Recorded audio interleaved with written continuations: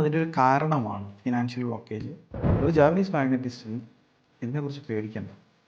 അവൻ്റെ പണി നോക്കിപ്പോയാൽ അവൻ അത്രയും പോപ്പുലറായിട്ടാണ് ഇത് പഠിച്ചിറങ്ങുന്നത്. ഞാനൊരു വീഡിയോസ് ഷൂട്ട് ചെയ്തിട്ട് പോസ്റ്റ് ചെയ്യാൻ പഠിക്കും. നല്ലൊരു ഫോട്ടോ എടുത്തിട്ട് പോസ്റ്റ് ചെയ്യാൻ ഇവിടെ നമ്മൾക്കൊരു ക്ലിയർ സിസ്റ്റം ഉണ്ട്. ഇതെങ്ങനെ റിമൂവ് ചെയ്യാമെന്നും നമ്മളെങ്ങനെ പ്രൊട്ടക്ട് ചെയ്യാമെന്നും ചെയ്യാൻ പണി അറിയുന്നവൻ ചെയ്ത് തന്നെയാക്കുന്നു.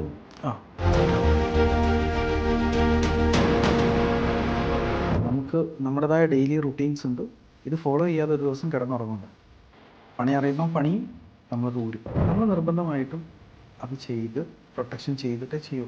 പിന്നെ നമ്മളോടൊന്നും ആർക്കും അങ്ങനെ ബ്ലാക്ക് മാജിക് ചെയ്യാനുള്ളൊരു ദേഷ്യം ഉണ്ടാവില്ല. കാരണം എന്താണെന്ന് വെച്ചാൽ നമ്മൾ ആരും ദ്രോഹിക്കാൻ പോകുന്നില്ല. ഞാൻ ഈ ഒരു ഫേഷ്യലാണോ ചെയ്ത് കൊടുത്തത്, അല്ലെങ്കിൽ നെഗറ്റീവ് എനർജി റിമൂവ്? അതിൻ്റെ കാരണം എന്താണെന്ന് വെച്ച് കഴിഞ്ഞാൽ എനർജി ട്രാൻസ്ഫർ ആയിട്ട് വന്നത്.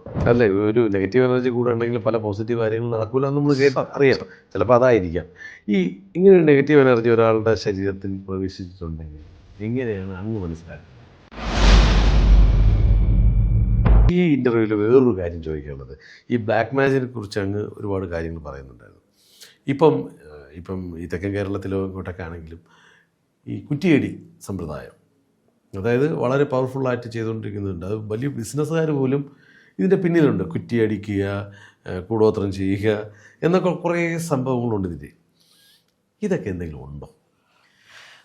യഥാർത്ഥത്തിൽ ചെയ്യുകയാണെങ്കിൽ അങ്ങ് പറഞ്ഞു ഉണ്ട് എന്ന് പറഞ്ഞു. അങ്ങനെയാണെങ്കിൽ അതിൽ നിന്ന് എങ്ങനെ നമുക്ക് രക്ഷ നേടാം? അങ്ങനെ ഒരു സംഭവം ഉണ്ട് സർ. ഒന്ന് നമുക്ക് ഇതെങ്ങനെ തിരിച്ചറിയാൻ പറ്റും? തിരിച്ചറിയാൻ പറ്റുന്ന ബേസിക് കുറഞ്ഞ കാര്യങ്ങൾ ഞാൻ പറഞ്ഞുതരാം. ഒന്ന്, നമുക്ക് അസമയത്ത്, ഉച്ച സമയം, വൈകുന്നേര സമയങ്ങൾ, കോട്ടുവായു, ഉറക്കത്തിൻ്റെ ലക്ഷണങ്ങൾ, കൂടുതലായിട്ട് ക്ഷീണം അനുഭവപ്പെടുക. ഉച്ചയ്ക്ക് നമ്മൾ ഊണ് കഴിച്ചാൽ നമുക്ക് ഇത്തിരി ഉറക്കത്തിൻ്റെ ക്ഷീണം ഉണ്ടാവും. അല്ല, പക്ഷേ ഇതൊരു കൈൻഡ് ഓഫ് ഈ കോട്ടുവായ ഇങ്ങനെ നിർത്താതെ വന്നുകൊണ്ടിരിക്കും. ക്ഷീണമുണ്ടാവും, അതല്ല, നിർത്താതെ വന്നുകൊണ്ടിരിക്കും. അതുപോലെ നമുക്ക് ശരീരത്തിൽ കൂടുതലായിട്ട് ക്ഷീണം അനുഭവപ്പെടുക. അതിന് ബ്ലാക്ക് മാജിക് കാരണമാണ്, ഈവിളയും കാരണമാണ്. ഈവിളൈ കണ്ണേർ ഇത് കാരണമാണ്. പിന്നെ നമ്മൾക്ക് എന്തൊക്കെ ടെസ്റ്റ് ചെയ്ത് കഴിഞ്ഞിട്ടും അസുഖം കണ്ടുപിടിക്കാൻ പറ്റാത്ത, അവൻ ഹെൽത്തിയാ ടെസ്റ്റിലൊന്നുമില്ല, പക്ഷെ ആൾക്ക് പലതരം വേദനകൾ, പ്രശ്നങ്ങൾ, ഇതൊക്കെ ഇതിൻ്റെ കാരണങ്ങളാണ്. നമ്മൾക്ക് പെട്ടെന്ന് വരുന്ന ഫിനാൻഷ്യൽ ബ്ലോക്കേജുകൾ ചില ആൾക്കാർ കാലങ്ങളായിട്ടുണ്ടാവും. ചിലപ്പോൾ അത് എനർജി ട്രാൻസ്ഫർ ചെയ്ത് വന്നൊക്കെ ആയിരിക്കാം. അതും അതിൻ്റെ ഒരു കാരണമാണ്. ഫിനാൻഷ്യൽ ബ്ലോക്കേജ്, റിലേഷൻഷിപ്പ് പ്രശ്നങ്ങൾ, ഇതൊക്കെ ഇതിൻ്റെ ഒരു പാർട്ടാണ്. ഇതൊക്കെയാണ് അതിൻ്റെ ഒരു മേജർ നമ്മൾ കാണാറ്. ഇത് ഞാൻ പറഞ്ഞല്ലോ സർ, ഒരു ജാപ്പനീസ് മാഗ്നറ്റിസ്റ്റിന് ഇതിനെക്കുറിച്ച് പേടിക്കണ്ട. അവൻ്റെ പണി നോക്കിപ്പോയാൽ മതി. അവൻ അത്രയും പവർഫുള്ളായിട്ടാണ് ഇത് പഠിച്ചിറങ്ങുന്നത്. പിന്നെ എന്തിന് ഇവളെ ശരി എന്ന് പറയും. കാരണം പണ്ട് എന്നെ തന്നെ എടുക്കുകയാണെങ്കിൽ ഇങ്ങനൊരു ക്യാമറയുടെ മുമ്പിലൊന്നും ഞാൻ സംസാരിക്കില്ല. ഇവളതിനെ പേടിയാ, കണ്ണേറുണ്ടാവും. സത്യം. ഞാനൊരു വീഡിയോസ് ഷൂട്ട് ചെയ്തിട്ട് പോസ്റ്റ് ചെയ്യാൻ പഠിക്കും. നല്ലൊരു ഫോട്ടോ എടുത്തിട്ട് പോസ്റ്റ് ചെയ്യും. ഇവളെ കണ്ണേറ് ഇപ്പം പ്രശ്നമില്ല. ഇപ്പം നമ്മൾ അതിനേക്കാൾ പവർഫുൾ. ഇപ്പം നമ്മുടെ കാര്യങ്ങളൊക്കെ ഭയങ്കര മോശമായിരിക്കും. കാരണം നമ്മൾ നിർബന്ധമായിട്ടും വിത്ത് പ്രൊട്ടക്ഷൻ സിസ്റ്റം, നമ്മൾക്കൊരു ക്ലിയർ സിസ്റ്റം ഉണ്ട്. ഇതെങ്ങനെ റിമൂവ് ചെയ്യാമെന്നും നമ്മളെങ്ങനെ പ്രൊട്ടക്റ്റ് ചെയ്യാമെന്നും ഇത് ചെയ്യാൻ പണി അറിയുന്നവൻ ചെയ്ത് കേൾക്കുമെന്ന് പറഞ്ഞു. അതുപോലും ഇവിടെ കേൾക്കില്ല. അതിൻ്റെ റീസൺ എത്രയേ ഉള്ളൂ, നമ്മൾ അത്രയും പ്രൊട്ടക്റ്റഡ് ആണ്. നമുക്ക് നമ്മുടേതായ ഡെയിലി റുട്ടീൻസ് ഉണ്ട്. ഇത് ഫോളോ ചെയ്യാതെ ഒരു ദിവസം കിടന്നുറങ്ങില്ല. പണി അറിയുമ്പോൾ പണിയും നമ്മൾ ദൂരും. ഇപ്പം നമുക്ക് ബാധിച്ചില്ല, നമ്മുടെ കുടുംബത്തിൽ ബാക്കിയുള്ളവരുണ്ട്, അവർക്ക് ബാധിക്കാൻ സാധ്യതയില്ല. ഇല്ലേ സർ. നമ്മൾ എന്തൊരു കർമ്മം ചെയ്യുന്ന സമയത്തും ആദ്യം നമ്മൾ പ്രൊട്ടക്റ്റ് ചെയ്യുന്നത് നമ്മളെക്കാൾ ഉപരി നമ്മുടെ ഫാമിലിയാണ്. നമ്മുടെ ഫാമിലി, ഭാര്യ, മകൻ, അല്ലെ മകൾ, അച്ഛൻ, അമ്മ, ഇവരെല്ലാവരെയും പ്രൊട്ടക്ഷൻ ചെയ്തിട്ടേ നമ്മൾ അങ്ങനത്തെ ഒരു കർമ്മം ചെയ്യുള്ളൂ. കാരണം അവർക്ക് ജാപ്പനീസ് പഠിച്ച ആൾക്കാരല്ലല്ലോ. അതാ ഇപ്പം നമുക്ക് മാത്രമേ ഇൻട്രസ്റ്റ് ഉള്ളത്. യെസ്, നമ്മളായിരിക്കും പഠിക്കുന്നത്. അതെ, നമ്മൾ നിർബന്ധമായിട്ടും അത് ചെയ്ത് പ്രൊട്ടക്ഷൻ ചെയ്തിട്ടേ ചെയ്യുള്ളൂ. പിന്നെ നമ്മളോടൊന്നും ആർക്കും അങ്ങനെ ബ്ലാക്ക് മാജിക് ചെയ്യാനുള്ള ഒരു ദേഷ്യം ഉണ്ടാവില്ല. കാരണം എന്താണെന്ന് വെച്ചാൽ നമ്മൾ ആരും ദ്രോഹിക്കാൻ പോകുന്നില്ല. തീർച്ചയായും. നമ്മൾ മറ്റുള്ളവരോട് ദ്രോഹിച്ച ആൾക്കാരെ രക്ഷപ്പെടുത്താൻ വേണ്ടി മാത്രമേ പോകുന്നുള്ളൂ. നമ്മളെ സംബന്ധിച്ച് നമ്മൾ ചെയ്യുന്നത് പലപ്പോഴും ഇപ്പം ഈ പറയുന്ന പോലെ നെഗറ്റീവ് എനർജി റിമൂവിങ് എന്താണ് സംഭവിക്കുന്നത്? ഞങ്ങൾ കൊടുക്കുന്ന മോക്ഷമാണ്. ആ എനർജിക്ക് മോക്ഷം കൊടുത്ത് വിടുകയാണ് ചെയ്യുന്നത്. അത് എങ്ങനെയാണ് അതിൻ്റെ ഒരു രീതി പറയാൻ പറ്റുമെങ്കിൽ? മോക്ഷം കൊടുക്കുന്നത് എങ്ങനെയാണ് സർ? നോർമലി ഈ എനർജി ഇപ്പം ഇതിന് ഞാൻ ഒരു ഉദാഹരണത്തിലൂടെ സാറിന് പറഞ്ഞുതരാം. കോഴിക്കോട് നിന്ന് ട്രിവാൻഡ്രത്തേക്ക് ഞാൻ ട്രെയിൻ ടിക്കറ്റ് എടുത്തു. തൃശ്ശൂർ എത്തിയ സമയത്ത് ട്രെയിൻ മുടങ്ങി. അപ്പോൾ സ്വാഭാവികമായിട്ടും സാർ എൻ്റെ അടുത്ത് ഒന്ന് പറയാം, ഞാൻ ട്രിവാൻഡ്രത്തോട്ടാണ്, നീ കയറിക്കോ, ഞാൻ ട്രിവാൻഡ്രത്ത് ഇറക്കി തരാം. അപ്പോൾ എനിക്ക് സാറിനോട് നന്ദിയാണോ തോന്നുക അല്ലെങ്കിൽ ദേഷ്യമാണോ വരിക?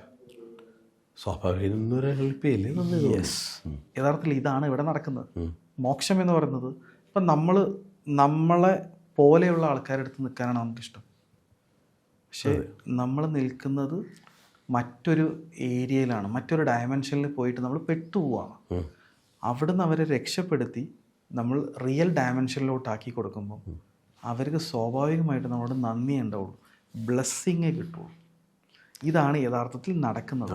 നമ്മൾ ചെയ്യുന്നത് അത് പൂർണ്ണമായിട്ടും ആരെ ശരീരത്തിലാണോ ഉള്ളത് അത് റിമൂവ് ചെയ്ത് അവരെ പൂർണ്ണമായും മോക്ഷം കൊടുത്ത് വിടുകയാണ് ചെയ്യുന്നത്.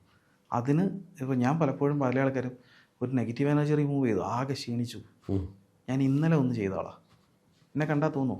ഇന്നലെ ചെയ്തിട്ട് എന്ന് വന്നിരിക്കുന്നത് 65 കൊല്ലം പഴക്കമുള്ള ഒരു നെഗറ്റീവ് എനർജി റിമൂവിങ് ഇന്നലെ ചെയ്തിട്ട് എന്ന് വന്നിരിക്കുന്നത്. എന്തായിരുന്നു എൻ്റെ എക്സ്പീരിയൻസ് പറയാൻ പറ്റുമെങ്കിൽ? ബ്ലെസ്സിങ് ആയിരുന്നു, ഇന്നും ബ്ലെസ്സിങ് ആയിരുന്നു. കാരണം നോർമലി ഞാൻ നെഗറ്റീവ് എനർജി റിമൂവിങ് ഒക്കെ കഴിഞ്ഞു, നമ്മളത് ആ എനർജി റിലീസാവുന്നത് നമുക്ക് ഫീൽ ചെയ്തു. റിലീസായി ഞാൻ റിലീസ് ചെയ്ത ആളുടെ ഫേസ് കാണും, ഫേഷ്യൽ ചെയ്ത മാതിരിയിട്ട് ആളുടെ മുഖം ഇങ്ങോട്ട് തെളിഞ്ഞു. അപ്പം ഞാൻ ഈയൊക്കെ ഫേഷ്യലാണോ ചെയ്ത് കൊടുത്തത്, അല്ലെങ്കിൽ നെഗറ്റീവ് എനർജി റിമൂവ്? അതിൻ്റെ കാരണം എന്താണെന്ന് വെച്ച് കഴിഞ്ഞാൽ എനർജി ട്രാൻസ്ഫർ ആയിട്ട് വന്നത് പുള്ളിയുടെ ബോഡിയിലോട്ട്, പുള്ളിയുടെ അച്ഛൻ്റെ ശരീരത്തിൽ നിന്ന് ട്രാൻസ്ഫർ ആയതാണ്. പുള്ളി അറിയില്ലായിരുന്നു. നോർമൽ കേസുകളിൽ ഇങ്ങനെയുള്ള നെഗറ്റീവ് എനർജി റിമൂവ് ചെയ്യുന്ന സമയത്ത് പല റിയാക്ഷൻസ് ഉണ്ടാവും. നമ്മളെ തെറി വിളിക്കും, നമ്മളെ കത്തിച്ച് കളയും, ഞാൻ അങ്ങനെയാക്കും ഇങ്ങനെയാക്കും. കാരണം ആ ബോഡിയിലുള്ള എനർജി റിയാക്ട് ചെയ്യും. പക്ഷേ ഈ ബോഡി ഒന്നും റിയാക്ട് ചെയ്തില്ല. ഞങ്ങളുടെ പ്രോസസ്സിൻ്റെ സമയത്ത് എന്തോ ഒന്ന് പറഞ്ഞു, എനിക്ക് മനസ്സിലായില്ല, എന്തോ ഒന്ന് പറഞ്ഞു. ഞാനിത് കഴിഞ്ഞ് പുള്ളിയോട് ചോദിക്കുകയും ചെയ്തു, നിങ്ങൾ എന്തെങ്കിലും പറഞ്ഞിരുന്നോ? ഇല്ല, ഞാനൊന്നും പറഞ്ഞിട്ടില്ല. ഇറ്റ്സ് എ കൈൻഡ് ഓഫ് ആ പോകുന്നതിനുള്ള ഒരിതായിരിക്കാം. അത് കഴിഞ്ഞു, ആ പ്രോസസ്സ് കംപ്ലീറ്റ് ചെയ്തു. ഞാൻ നോർമലി അത് കഴിഞ്ഞിട്ട് ഞാൻ കുറച്ച് കാര്യങ്ങൾ ചെയ്യാനുണ്ട്. അത് കഴിഞ്ഞ് ഞാൻ അവിടെ നിന്ന് ഇറങ്ങി. ആൾ ഭയങ്കര ഹാപ്പിയാണ്. അതിന് കഴിഞ്ഞിട്ട് ആൾ എന്നെ വിളിച്ചിട്ട് പറഞ്ഞു, 6 മാസമായിട്ട് ഒരാൾ കാശ് തരാനുണ്ടായിരുന്നു, നാളെ എന്ന് പറഞ്ഞുകൊണ്ടിരുന്നതാണ്. അപ്പം എനിക്ക് ഫുള്ള് കിട്ടിയില്ല സാറേ, ഒരു 50% കിട്ടി. പുള്ളി അതുവരെ ഇതുമായിട്ട് കണക്ട് ചെയ്ത് വെച്ചിരുന്നു. ഞാൻ ഈ റിമൂവ് ചെയ്തതിനെ കൊണ്ട് അയാൾക്ക് 50% കിട്ടിയത്. മറ്റേയാളുടെ കയ്യിൽ കാശ് വന്നു, അയാൾ കൊടുത്തു, അത്ര തന്നെ. ഞാൻ പറഞ്ഞു അത് മൊത്തം കിട്ടട്ടെ, കാരണം എല്ലാം ഇതുമായിട്ടാണ്. എല്ലാവരും കണക്ഷനിലേക്ക് പോവുകയാണല്ലേ. യഥാർത്ഥത്തിൽ ഇതും തമ്മിൽ കണക്ഷൻ ഉണ്ടോ എനിക്കറിയില്ല. ഞാൻ അതിനു വേണ്ടി ഒന്നും ചെയ്തിട്ടില്ല. അല്ലേ, ഒരു നെഗറ്റീവ് എനർജി കൂടെ ഉണ്ടെങ്കിൽ പല പോസിറ്റീവ് കാര്യങ്ങളും നടക്കില്ല എന്ന് നമ്മൾ അറിയാം. ചിലപ്പോൾ അതായിരിക്കാം. ഇങ്ങനെ ഒരു നെഗറ്റീവ് എനർജി ഒരാളുടെ ശരീരത്തിൽ പ്രവേശിച്ചിട്ടുണ്ടെങ്കിൽ എങ്ങനെയാണ് അങ്ങ് മനസ്സിലാക്കുന്നത്? നമുക്ക് അവരുടെ എനർജി സെൻസ് ചെയ്ത് നോക്കും. നമ്മൾ അവരുടെ ബോഡിയിലുള്ള ചക്രാസ് ഞങ്ങൾ സെൻസ് ചെയ്ത് നോക്കും. ആ ചക്രാസിൽ നെഗറ്റീവ് ഉണ്ടെങ്കിൽ നമുക്കതിന് സിംറ്റംസ് ഉണ്ട്. അതുണ്ടെങ്കിൽ നമുക്കത് മനസ്സിലാവും. കഴിഞ്ഞ ദിവസം ഇതേപോലെ വേറൊരു കേസ് വന്നു. അതാണ് എനിക്ക് ഏറ്റവും ഭയങ്കര രസം. അത് എങ്ങനെയാണ് മനസ്സിലാക്കുന്ന രീതി ഒന്ന് പറഞ്ഞാൽ? അവരുടെ എല്ലാ ചക്രാസും നമ്മൾ സെൻസ് ചെയ്ത് നോക്കും, എനർജി വെച്ച് സെൻസ് ചെയ്ത് നോക്കും. ഉണ്ടെങ്കിൽ നമുക്കത് നെഗറ്റീവ് ഉണ്ടെന്ന് കാണിക്കും. ഇല്ലെങ്കിൽ നമ്മൾ വേറെ ടൂൾസ് ഒന്നുമില്ല, കൈ മാത്രം ഉപയോഗിച്ചിട്ടാണ് ഇതെല്ലാം ചെയ്യുന്നത്. അത് നമ്മൾ കറക്റ്റ് ജഡ്ജ് ചെയ്യാൻ പറ്റും. കഴിഞ്ഞ ദിവസം പറ്റിയത് എന്തായിരുന്നു? കഴിഞ്ഞ ദിവസം വന്ന ഒരു കുട്ടി ഫാദറിൻ്റെ കൂടെ വന്നു, നമ്മുടെ ഓഫീസിൽ വന്നു. ഈ കുട്ടിക്ക് നിർബന്ധം, ഈ കുട്ടിക്ക് നെഗറ്റീവ് എനർജി ഉണ്ട്.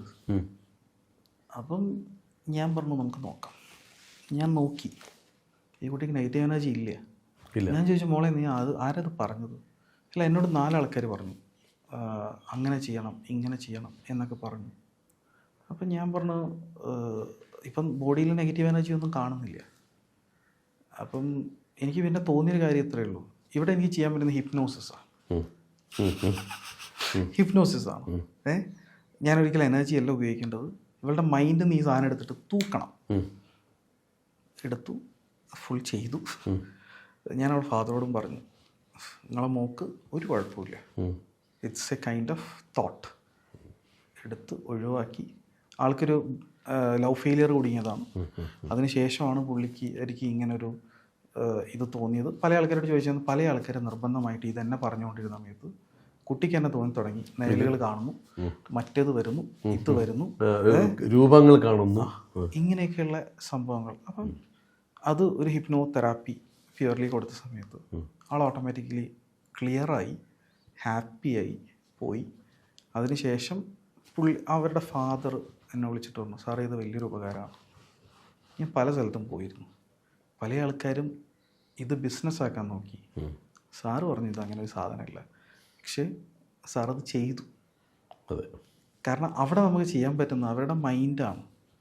മൈൻഡ് ഒന്ന് കറക്റ്റ് ചെയ്ത് കൊടുത്താൽ മതി. ചില കേസുകളിൽ ഞാൻ പറയും, നിങ്ങൾ ഒരു തവണ 2 തവണ വരണം, ഇത് വേറൊന്നും കൊണ്ടല്ല, അവരുടെ മൈൻഡ് ഒന്ന് കറക്റ്റ് ചെയ്ത് വിടുക. നമുക്ക് ഒരാൾക്ക് മനസ്സമാധാനം കൊടുക്കാൻ പറ്റി കഴിഞ്ഞാൽ സാർ നമ്മൾ വിജയിച്ചു. തീർച്ചയായും. ഏറ്റവും വലിയൊരു കാര്യമാണ് മനസ്സമാധാനം കൊടുക്കുക. ഇത്ര ചെയ്താൽ മതി.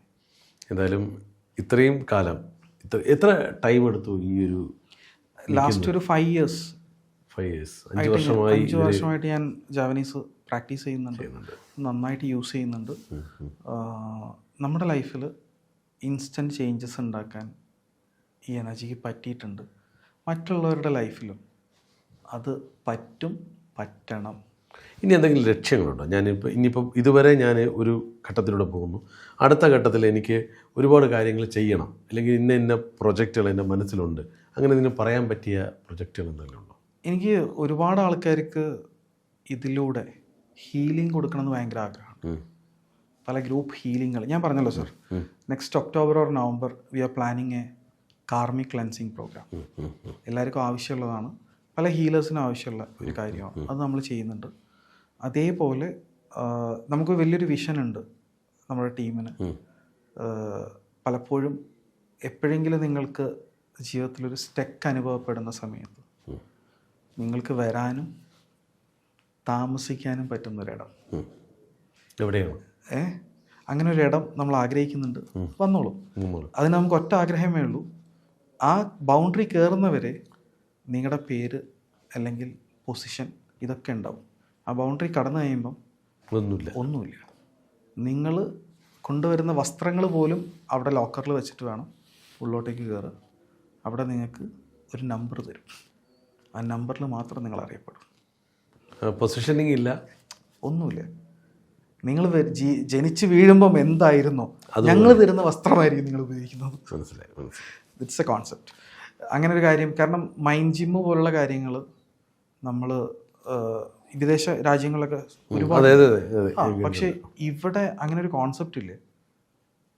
V are planning something like that, not mind gym. It's collaboration with അല്ലെങ്കിൽ integration with energies with mind. ഇതിലൊരു റിസർച്ച് ടീമുണ്ടോ നിങ്ങൾക്ക്? യഥാർത്ഥത്തിൽ റിസർച്ച് ചെയ്യാൻ നമുക്ക്, ഞാൻ പറഞ്ഞല്ലോ 2500 കൊല്ലം മുമ്പേ അവർ ഡിസൈൻ ചെയ്ത് വെച്ച കാര്യമാണ്. ഓക്കെ, ഇവിടെ ഇപ്പോഴത്തെ കാലം ഇപ്പം നമുക്ക് കാലഘട്ടങ്ങൾ മാറുമ്പോൾ നമുക്ക് ഒരുപാട് ചേഞ്ചസ്. നമ്മൾ ചെയ്തുകൊണ്ടിരിക്കുന്ന കാര്യം എന്ന് വെച്ച് കഴിഞ്ഞാൽ നമ്മളെ എനർജീസ് യൂസ് ചെയ്തിട്ട് നമ്മളിതിൻ്റെ റിസർച്ച് ചെയ്ത് ഇതിൻ്റെ റിസൾട്ടുകൾ ഞങ്ങൾ മോണിറ്റർ ചെയ്യുന്നുണ്ട്. നമ്മുടെ സ്റ്റുഡൻസ് ആണെങ്കിലും, കാരണം ഇവർ ഓരോരുത്തർ നമ്മളെടുത്ത് തരുന്ന ഓരോരോ ഫീഡ്ബാക്സ്. ഇപ്പം നമ്മൾ കൈ വെക്കാത്തൊരു മേഖലയിൽ നമ്മളൊരു സ്റ്റുഡൻറ്റ് കൈ വെച്ചു, അവരിത് പറയുന്ന സമയത്ത് ഞങ്ങൾ ചോദിക്കാറുണ്ട്, ഇത് തന്നെയാണ് ഉപയോഗിച്ചത്? യെസ്. അതെങ്ങനെ യൂസ് ചെയ്തു? എന്താ കാര്യം എന്ന് വെച്ചാൽ അതെനിക്കൊരു പുതിയ അറിവാണ്, ഇതെനിക്ക് അടുത്ത ആൾക്ക് ഷെയർ ചെയ്ത് കൊടുക്കാം. ഇങ്ങനെ ഞങ്ങളൊരു സിസ്റ്റം പോകുന്നുണ്ട്. അതുകൊണ്ട് നമ്മൾ എല്ലാ സ്റ്റുഡൻസിനോടും പറയാറുണ്ട്, നിങ്ങൾക്ക് എന്തെങ്കിലും വ്യത്യസ്തമായ അനുഭവങ്ങൾ വരുന്ന സമയത്തൊന്ന് വിളിച്ച് പറയണം. ഭയങ്കര സന്തോഷമാണ്, കാരണം നമുക്കും അത് അറിവാണ്. അതെ, തീർച്ചയായിട്ടും. എന്തായാലും ഇത്തരം ഒരു മൊഡാലിറ്റി ആയിട്ട് മുന്നോട്ട് പോവുക. ഒരുപാട് പേർക്ക് നമുക്ക് ഗുണമുണ്ടാകും. അങ്ങ് ഫ്രീ ക്ലാസ് ഒക്കെ പറയും പോലെ അവരുടെ സന്തോഷം, മുഖത്തെ പുഞ്ചിരി കാണുമ്പോൾ, അവരുടെ ലൈഫിൽ ചേഞ്ച് വരുന്നത് കാണുമ്പോൾ നമുക്കൊരു സന്തോഷമുണ്ട്. അതാണ് നമുക്കൊരു എനർജി ആയിട്ടും അനുഗ്രഹമായിട്ടും നിൽക്കുന്നത്. എന്തായാലും അത് എല്ലാ ഭാവങ്ങളും നേരുകയാണ്. Thank you.